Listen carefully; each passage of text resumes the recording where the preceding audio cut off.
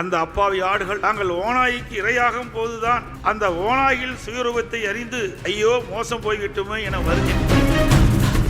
தாங்களே பதவி சுகத்தை அனுபவிக்க வேண்டும் என்ற நோக்கத்தோடு கூட்டத்தினரிடம் சிறுபான்மையினர் எச்சரிக்கையாக இருக்க வேண்டும் என்று மேற்சொன்ன கருத்தை விளக்க ஒரு கதை ஒன்றை கூற விரும்புகின்றேன். ஒரு ஊரில் ஒரு விவசாயி தனது விளைநிலங்களின் அருகில் ஒரு ஆட்டுப்பண்ணை வைத்து நிறைய ஆடுகளை வளர்த்து வந்தார். ஆடுகளை கண்காணிக்க மேய்ப்பவர்களையும் காவலாளிகளையும் நியமித்தார். நல்ல பராமரிப்பில் ஆடுகள் நன்கு வளர்ந்தன. இதை பார்த்த சில ஓநாய்கள் எப்படியாவது இந்த ஆடுகளை கவர்ந்து சென்று நமக்கு இரையாக்க வேண்டும் என திட்டமிட்டன. ஆனால் காவலாளியின் கண்காணிப்பு கடுமையாக இருந்தது. எனவே ஓநாய்கள் ஆடுகளை கவர்ந்து செல்ல முடியவில்லை. எனவே ஓநாய்கள் தந்திரமாக ஆடுகளை கவர்ந்து சென்று இரையாக திட்டமிட்டன.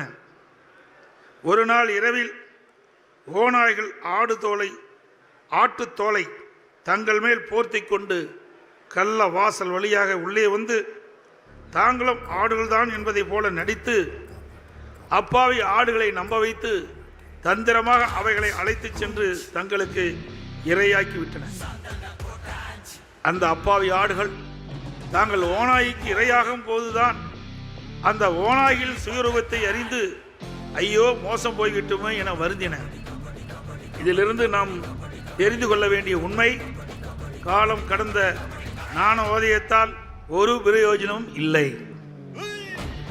இன்றைய அரசியலில் பரம்பரையாக தாங்களே பதவி சுகத்தை அனுபவிக்க வேண்டும் என்ற நோக்கத்தோடு வாக்கு வங்கியாக ஆட்டுத்தோலை போர்த்தி கொண்டு வரும் ஓநாய் கூட்டத்தினரிடம் சிறுபான்மையினர் எச்சரிக்கையாக இருக்க வேண்டும் என்று கூற விரும்புகின்றேன்.